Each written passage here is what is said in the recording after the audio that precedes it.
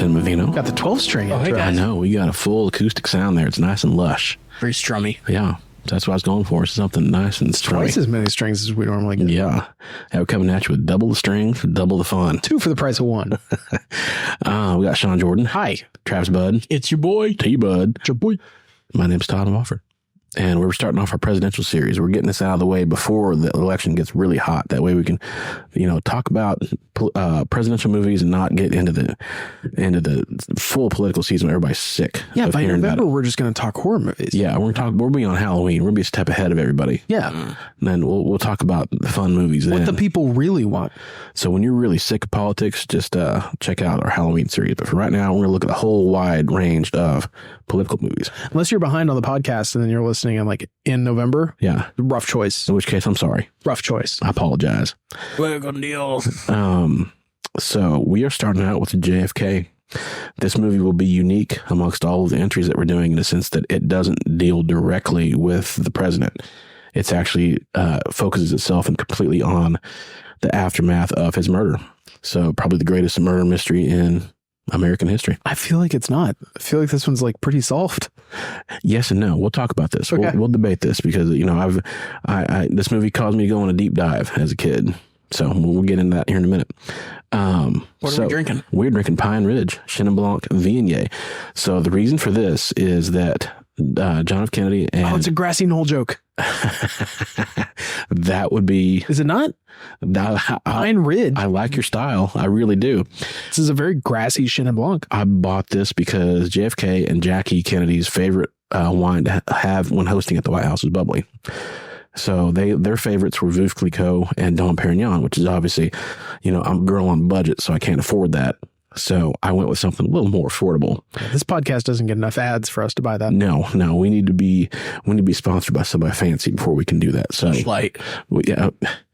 Or the champagne of that you can't use that. I was thinking Hormel baked beans. If you guys out there from Hormel want to reach out to me, that'd be great. I'm a Bush's man. Yeah. Can I interrupt the podcast for a second? Disagree? Todd, you were in the other room when we began, but Sean says I talk about his hog too much on the podcast. Mm-hmm. Hog meaning penis. Right. Yeah. Is that...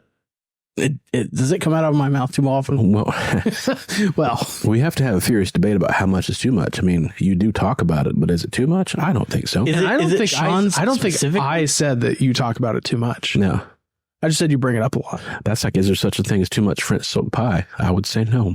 Do I bring up Sean's hog too much? No. Just the right amount. Just the right amount. No. So. I feel like I talk about everybody's, crank. Yeah, you Equally? do. I don't know. You surely don't. I think that, he ebbs and flows from person to person.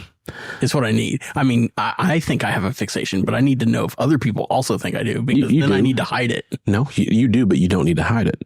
Yeah. To me, it's like how Alfred Hitchcock. Follow your heart, Alfred Hitchcock made one cameo in every movie that popped up. So you talking about Sean's hog about once an episode, just like that cameo. Everybody's going to listen for it and expect it. All right. Well, I guess this film got 8 Academy Awards, right? Or nominated. Segueing back to, so real quick. 8, you say. So talking about Pine Ridge, this is going to be a little bit kind of it has a nice mineral flavor to it, but it is grassy. Ironically, it's a little grassy. I think it has like a little bit of a floral taste to it. So it's on the drier side for sure. It's going to be on the crisp side. It'll make you pucker. Yeah. A little tart. Yeah. So this is definitely... Tastes like subterfuge. If subterfuge had a flavor. It tastes like lies. That'll be handy for Frost Nixon. But yeah, so this is about $20. It's an affordable bubbly if you're looking for something before dinner. And again, if you like it a little more on the dry side, a little more on the mineral, dry, chalky side, it's good. But I think you could also do this with seafood. I think you could do this with a meal. So again. Now, someone recently told me that you don't like seafood. I do not. Interesting. Yeah. And that was confirmed when we went to Barcelona. We did a seafood cooking class where Barcelona. We tried, seafood. I had exactly. I'm like Sylvester. I had, we did everything squid. We did octopus. We did shark. We tried everything. And it's like, I don't like this. None of it? We even did like seafood paella. Do you just hate the ocean and lakes? Yeah. I don't like bodies of water. Huh. I really don't. It's not my thing. Huh. So there you go. I'm like the guy from Unbreakable. I'm like Bruce Willis. It's my weakness. That and snakes. I never saw that. Really? You never saw Unbreakable? Was his weakness fish? is water. Oh. Yeah. Oh, okay. Spoiler alert. Yeah. So there you go. Huh. Was that a Shyamalan? Yeah. Mm-hmm. Huh. He did a trilogy, didn't he? That was it. That was the first one. That was the first one. Unbreakable and then Split, and then Split. Glass. Yeah. Okay. Each verse a little bit worse than the one before it. Intro. I enjoyed Split. I finally watched Glass, and I was like, Split was okay. Yeah. Split was okay. So let's talk about JFK just a smidge. got 8 Academy Awards. Nominations. No, yeah. So this was released December 20th, 1991. It grossed $205 million against a $40 million budget. This was nominated for 8 Academy Awards. It won. How are you going to beat them? So, just keep underestimating you. They won for cinematography for Robert Richardson. The cinematography of this movie is mind blowing. It's so good and so influential. That look in this movie is, you see this in so many movies since, and so many thrillers have copied the look of this movie. It also deploys every kind of film stock you could imagine. You'll see 35 millimeter, 16 millimeter, 8 millimeter, black and white, vivid color, everything, new stock. Which the Zapruder film was on 8 millimeter? Yeah, I mean, this one looked like it was filmed with a potato. Yeah, it was very rugged. Well, I mean, those were the days. Yeah, it was. So yeah, have you seen the Zapruder film? Yeah, you see it in the movie. You see the actual Zapruder film. In this film, over and over and over, he is very adamant about showing Kennedy getting his head blown off. But the version you see in this film is the actual Zapruder film. It had not been widely seen up until this prior point. to this movie. Because I've been in the museum in Dallas. I mean me too. Yeah, it's quite something. It's book depository. Crazy. So this also won for weird museum to build. It is. A guy died here, and it's weird because it's the other floors go on with their lives. It's office buildings below that. And the 6th floor is where Oswald did the shooting. Yeah, that was Bill Murray's brother playing Jack Ruby. Yeah, I saw that. Mm-hmm. So this also won for film editing for Joe Hutching and Pietro Scalia. This is also incredible editing in a film. Editing is one of the deals. It's invisible if it's done right. The amount of visual information that's packed into this movie is incredible. The amount of cuts and different shots and different characters and different scenes that get interwoven together. It is, you almost have to watch. I don't know if you guys either of you had seen this before, but you have to watch it several times to appreciate the sheer amount of stuff they cram into this movie. And even at 3 hours, it is a avalanche of information. And there's a 3.5 hour director. There is. I saw. There is. And I don't know if either you guys watched that. You're not missing a whole lot. No. It's a lot. Tell me the director saw this and was like, I could fit more in. I could do more. I can say more. And this was absolutely overloaded with stuff. And that's what contributed, at least at the beginning, it wasn't making much money. And then they dropped a whole $15 million worth of advertising afterwards. And that bumped it up. But also the low turnout was just the runtime because they couldn't have as many showing. Because it's 3. I think it was also a CIA psyop. Yeah, it was a black op. Probably. They didn't want people to see it. They didn't want people to know the truth. It's a black bag operation. That's right. I will say this has one of the most incredible casts of any movie. Yeah, John Candy. John Candy. Yeah. I love that's the first guy you go to. Vincent D'Onofrio. The number of people. And then the guy John Candy's character back in weird. And that's the crazy thing is a lot of these characters, the actors playing these characters, they're very true to life. If you've ever seen the footage of David Ferry with Joe Pesci's character, he was a very eccentric individual. But that hairpiece was awful. Yeah, but that's Pruitt Taylor Vince was the guy that was looking at all the trains from the rail yard. Yeah. Oh yeah, but the guy that shakes his eyes left and right every time, and most of his roles. He's just got the one trick. Yeah, but there's quite a few scenes in this where literally I told my wife everybody in this scene is an Oscar winner. It's there's a scene where it's you'll see Gary Oldman, Tommy Lee Jones, Joe Pesci, and Jack Lemmon are in one scene. It's everybody in the scene has at least one Oscar. Jack Lemmon's got 2, or had 2. But it's but then you have everybody from Kevin Bacon, John Candy, Kevin Bacon, both of our movies that we watched. Yeah. Sissy Spacek. I mean, she also won an Oscar for Coal Miner's Daughter. But yeah, just the amount of talent in this movie is just incredible, from top to bottom. A lot of people worked for scale. They worked for the minimum price. Why? I mean, was it prestige? Really early in their career, or was no? This like were they all pretty big names at the time? They were all pretty big names. Okay. This was a prestige project of people were attracted to this. The world has to know about JFK. Yeah, that's like John Williams supposedly did the music to this because he was somebody who was affected by the death of JFK. So that drew him to the project. So that's one reason why you see, I think a lot of these people were involved in that for that reason.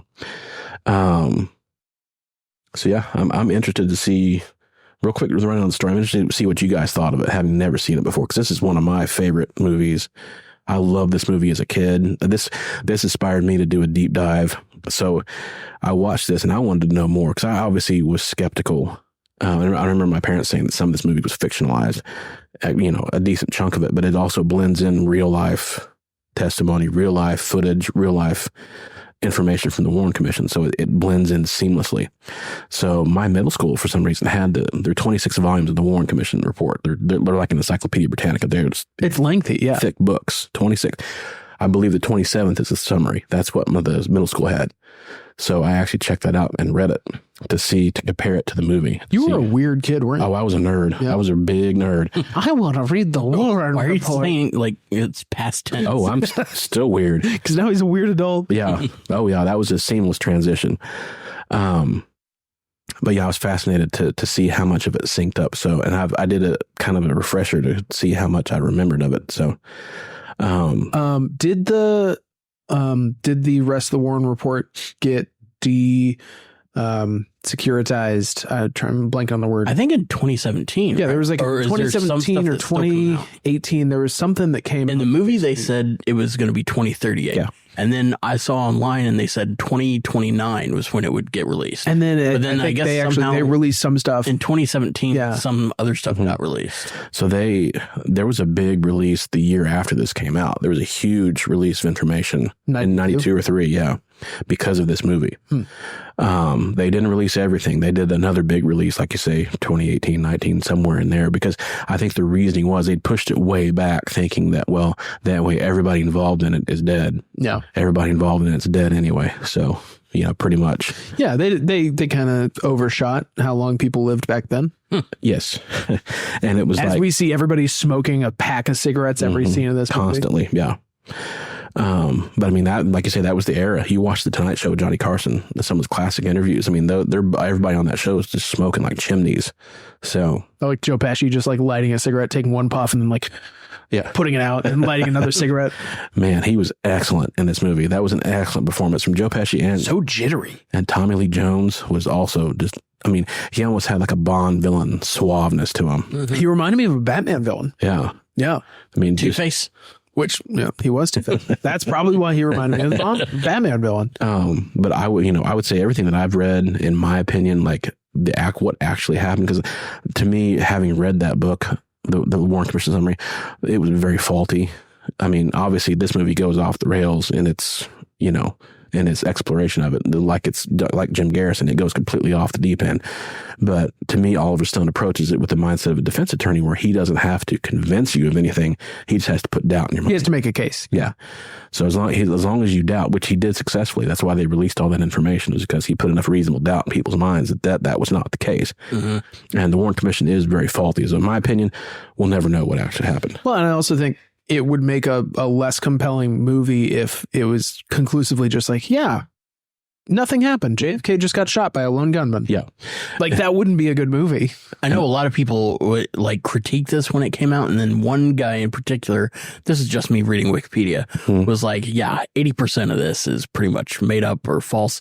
And then I did some other research. I was like, well, wait a minute, what percentage of it is correct based on the 2017 stuff coming out? And they were like, well, they were actually right about a lot of stuff. It didn't exactly give me a percentage of correctness, but they were like, yeah, this is not. I have listened to a lot of conspiracy content around just JFK and like a lot of other stuff that happened in the 60s. Like, there was a lot that was suspicious going on that I think played into why there was so much, there were so many doubts around what happened. Yeah. But I think if you really look at the evidence, I think that it wasn't foul play. I mean, it was some guy shooting him, but I don't think it was anybody from the CIA or from the mafia, anything like that. That's very unlikely. To me, it's like Oliver Stone. So much weird stuff that happened. Oh, crazy. It's like makes everything that much harder to parse out the truth. And really, it's like, well, the reason why there's so much mystery and intrigue around it is easy to see because literally Lee Harvey Oswald died 2 days after Oswald. He assassinated him. And then Jack Ruby died in prison before he could ever be put to trial. Yep. And like you say, the guy, Pruitt Taylor Vince, the guy in the real, all these people who saw stuff died. So it's like people who... Mysterious. Yeah. Convenient. And again, maybe it's mysterious. Maybe it's just a random coincidence that all these people happen to die in whatever, heart attacks. But it's like, whatever the case is, it keeps you, who knows what happened, because literally all the people who could say something are dead. And so all you can do from then is speculate. So I would say, in my estimation, Oliver Stone's film is about 50% accurate and about 50% just speculation. A lot of speculation. Yeah. But the thing is, it blends into a soup to where he blends stuff that's factual into stuff that's speculative. Well, so what I don't know is how much of the New Orleans Attorney General investigation, how much of that actually happened, and like what's the circumstance around that? Where did it actually happen the way that it played out in the movie? Was there that much like suspicion and intrigue and all that stuff, and like, you know, obfuscation of the truth coming from, you know, random officials in FBI and CIA? And again, I think there's a lot of truth in that. Again, it all blends together. I mean, Jim Garrison definitely did. He was the only person to bring like a prosecution, and he you know, went after Clay Shaw. And it's like, he couldn't, again, I think the movie demonstrates this too. He couldn't conclusively prove that Clay Shaw had anything to do with it. And, you know, but now, since in hindsight, they've come out with stuff that they prove that David Ferry, Joe Pesci's character, knew Oswald. They're in the same civil patrol unit, just like Pesci says in the movie. There's pictures to prove that. And so they've established that Clay Shaw was in the CIA, and the connection point that they can't put together is whether or not Clay Shaw was Clay Bertrand, because Clay Bertrand is mentioned in the Warren report. He comes up as somebody who Oswald, when he was getting arraigned, for some reason, he did a press conference, and you can see it in the movie. He's begging for somebody to come and represent him as his lawyer. Nobody would come forward and represent him, and he's asking for a lawyer. And so what happens is some guy named Clay Bertrand steps up from New Orleans and says, I'll help him get a lawyer. You know, and so he supposedly calls John Candy's character and asks him. John Candy's character testifies in the Warren report, oh, this guy Clay Bertrand. So Jim Garrison found out, well, this guy Clay Bertrand is actually Clay Shaw, who we find out since then was actually in the CIA. So there's a lot of like smoke around that. Yeah. Of like, he was in the CIA, he knew David Ferry knew Oswald. So there's dots that can be connected, but there's not enough information to definitely connect them together. Yeah. So, There's so much noise around it that it's ripe for conspiracy. oh yeah. It's ripe for someone to, you know, have the dotted lines on the board and be pointing at them. The murder board. And stuff like the next movie we're going to do, Frost Nixon, doesn't, I mean, because that actually was a massive conspiracy that was unraveled. Yeah, that was a real one. Yeah. Yeah. And that's the thing, was like, that actually involved the CIA and the FBI and, you know, Army intelligence and the White House and, you know, everybody else, you know, working together to keep it a secret, and, you know, big business and yada, yada. There was a lot of people that were involved in Peak conspiracy. Yeah. And so after that, you think, well, anything's possible if that happened, you know, because we're going to watch All the President's Men. And there's a guy that from the FBI that says, you know, this would have had to involve 49 different FBI field offices and thousands of agents and blah, blah, blah. It's like the number of people that had to keep that a secret was staggering. Yeah. So you look at that, it's like, well, I mean, I guess anything's possible, you know. Obviously, you know, Oliver Stone, you got 3 tiers in the movie. Number 1, Oswald did it by himself. And that's period. Number 2, you know, he had some of these weirdos he was running around with, because he wasn't a lone wolf. He did have a bunch of friends who were rather eccentric and had some crazy views. It makes sense that they might band together and do something. Or at least like put him up to it, or, you know, encouraged him or radicalized him to some extent. And everything I read about Oswald suggests he was kind of a doofus. He wasn't somebody that would like instigate something like this. He was a follower. So he'd be an easy person to set up. And that's Oliver Stone's thesis, is that Tommy Lee Jones's character was the linchpin of this whole thing. And he arranged it and was basically Oswald's CIA handler. He basically set him up as the stooge, and then 2 days later had him killed. So, well, and the same thing goes for the Oklahoma City bomber. He was sort of the same way. He was just kind of a douchebag. He was a doofus that was radicalized. He was in various like militia organizations, and he watched Waco happen, and it's like there are these people that are just fucking impressionable that end up in the middle of history because they're just the fucking idiots that end up acting on impulses. Not even gullible, just gullible calf. No. He really was. And the crazy thing is, like, there's nothing exceptional about Oswald. Like, he was in the Marines. Doofus. And again, the movie brings up valid, true things that he was, at one point, he was a sharpshooter in the Marines. He actually got downgraded because he wasn't that good of a shot. He got whatever the rank below that is. He got demoted as a shooter. And that shot that he pulled off was a circus shot for Kennedy. I mean, using that rifle, the third shot's the best shot. It's through foliage. I mean, he missed the first time, so. Well, see, that's the thing. That's the other crazy thing is like that reading that book, it's amazing the stuff that they didn't run down the Warren Commission. That's a high-powered commission of people that are on that thing. And it's like, so they did a classic thing that they say detectives and police do sometimes, where it's like they try to shape the facts around their conclusion rather than the conclusion around the facts. It's like, oh, he fired 3 shots and that's it, you know? And it's like, well, you got 7 wounds, just like the movie said. There's 7 wounds to those guys. And so 1 bullet hit the road and ricocheted and hit the guy by the underpass. Yeah. 1 was the headshot that blew off Kennedy's head. So that means all those other wounds had to have been caused, like they say, by 1 bullet. So, and they've established that it wasn't the zigzaggy magic bullet, but they were lined up in a way that it could have happened. But again, if anybody's ever fired a gun, you know, when a bullet hits anything, it's going to smash and get destroyed like a bone. Yeah. So, yeah. Well, and the whole thing, the smoking gun, no pun intended, of this guy's argument was the whole back and to the left of, there's no way that Kennedy's head could have moved back into the left if he was being shot from up and back. He would have been going forward, but that's just not how the human body reacts to being shot. Yeah. Like there's nerves, there's a lot of stuff that happens when you get shot that things move in unpredictable ways. And one thing that struck me about that was that, and I don't know how much this guy told us to the War Report, but I saw a YouTube thing of the first doctor to treat Kennedy in the emergency room at Parkland Hospital. He was a young guy, and he was one of the first guys when they wheeled him in. Can you imagine the stress of that situation? Like the president gets wheeled in and he's been shot in the head. And he said that his first opinion was that he was shot from the front. He said, I'm looking at an entry wound here and an exit wound here. Yeah. He said that he was shot from the front. It blew out the back of his head.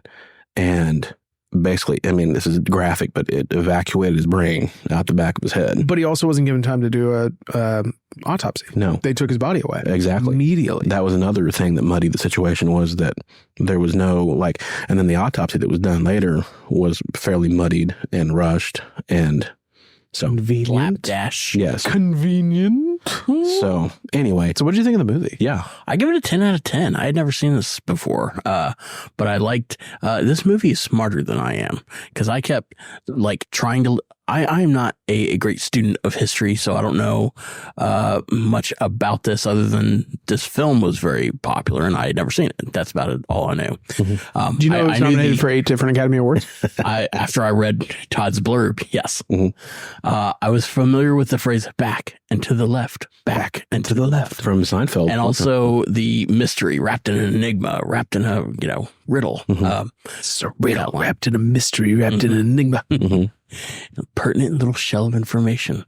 But yeah, this, it was, as soon as it started giving you all the information, it was like, all right, Oswald was here, then he was here, then he, got married in this place and he was over in the Soviet Union. And I was like backing it up. I was like, hold on, wait, what? Is this all relevant? I need to remember all these facts immediately. Yeah. But eventually I was just like, okay, this is kind of a, we're just playing jazz. I just need to listen to the rhythm instead of let it wash over. Yeah, you'll miss some notes, but just keep going and you'll pick up. Yeah, I was trying to, I was trying to solve the mystery. I was like, ooh, all right, it's gonna be good. And I was like, you're giving me way too much too early. Yeah. But yeah, so as soon as I stopped trying to pause it and go back and hit everything, after that it was all jazz. Yeah, I feel like you were working on this one for a couple days. Like we were texting about it like the other day and you're like, yeah, I'm watching JFK. Then the next day you were like, yeah, I'm still like halfway through JFK. Yeah. Well, I had started it the other day and then I backed it up and I did the whole thing again today. So, because I kept stopping it. But yeah, for me, this is 10 out of 10. Yeah, I enjoyed it way more than I thought I would. It was great. It like you said, I liked all the quick cuts. It reminded me a little bit of the very end of The Usual Suspects, where the officer is sitting there when Kevin Spacey's walking away and he's running through everything. The entire Kaiser Sose story while he's like looking at the bulletin board, dropping the coffee. Like it's him and it's intercutting really quick with all this different. That's how the very beginning of this all felt to me as they were throwing in all these different clips and all this different information. It was a lovely vignette of information. And so this gets a 10 for me. Vignette. One thing that we haven't talked about, Donald Sutherland as, Colonel X or whoever, the source that, Costner meets in front of the Washington Monument. That's a great performance. That is a good performance. As like the mystery, like was it on the X-Files, like the smoking man or whoever, like the mystery guy. He's the deep throat. Yeah. Reminds me of every single, Born Identity movie or any political thriller where they have to be near a park, near some kind of body of water, maybe sitting on a bench. Yeah. Well, and that's a good point, is that the CIA at the time was so involved in so many coups and doing so much stuff internationally that if you get mixed up in that much shit, like it's not that big of a leap to bring that shit home and be like, oh wow, the CIA is definitely doing ops domestically, because they were. We know that. We know Operation Paperclip, fucking MK Ultra, all stuff that CIA was doing in America at that time. Alan Dulles was running a huge shop of mysteries that no one had controls over until JFK came out. Yeah. I mean, and then he fired him. Yeah. And then Alan Dulles was a super fucking powerful guy. They named an airport after him. And then he went on the Warren Commission. He's one of the guys on the Warren Commission. So crazy. So what did you think? I think it's about, I give it an 8. It's so long. It's so much to chew on. And I'm very familiar with the material. So to some extent, it was kind of a refresher and kind of a drag, just kind of slogging through all the evidence and the discovery of it, I feel like it really lagged at some points and kind of could be a shorter movie, but I also think if you don't know the material, you need it to be that 3 hours. Like, it's lengthy, but it also just feels like Oliver Stone just being like, it's his version of, I want to investigate JFK. I want to get the truth out there. Yeah. And also I'm coming to it, 33 years later, where like a lot of that stuff is out. In 91, I'm sure a lot of that was pretty new information and not publicly available. I mean, put it this way, it's like they didn't have history podcasts to listen to. No, nor the internet for deep dives. Yeah. But it's like we're further away from this movie than the movie was from the assassination. Yeah. Think about that. Yeah. Yeah. Yeah. It's crazy. Yeah, it was 28 years after that. Because this made me think of the fact that there's the whole 9/11 commission report and about how long until we are going to get like a definitive, I guess, film on 9/11, like a film based on that. They did a graphic novel. How long until we get a movie about 9/11? No, I mean, featuring Mark Wahlberg. I know we've gotten a Nicolas Cage one, and we've gotten a United 93, which was excellent. Was it? Yeah. Okay. A bit of a downer. It was, too soon. Yeah. But a little bit of a downer ending, but yeah.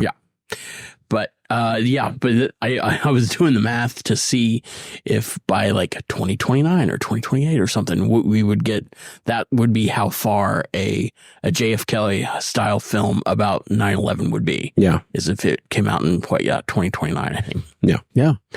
I think that there's a little bit less mystery around 9/11. I mean, obviously there's conspiracy theories because everything about anything now, courtesy of the internet. Everything is so online now. Well, and it's like also courtesy of this movie, because one byproduct of this movie was the original like question everything movement. I feel like this movie helped like lead to stuff like the X-Files, of like, the truth is out there kind of a thing. It's like that everything can be shrouded in mystery. So literally every major historical event attracts conspiracy theories now. Yeah, that idea of conspiracy theories became mainstream. Yeah.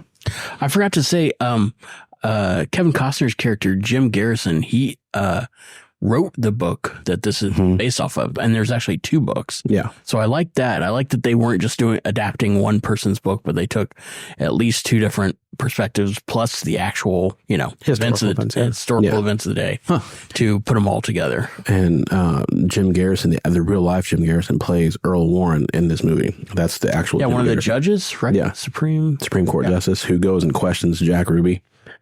Yeah, that's the actual Jim Garrison. So pretty interesting. And that was the thing, it was like there were still a few people alive when this movie came out who could be, consultants. Implicated. Yeah. Yeah. So I think that this movie probably captures a lot of Garrison's story, but also clearly it's going to be from Garrison's perspective, his bias, because he's involved in kind of steering the movie. It's not only based on his book, but he's there on set. So.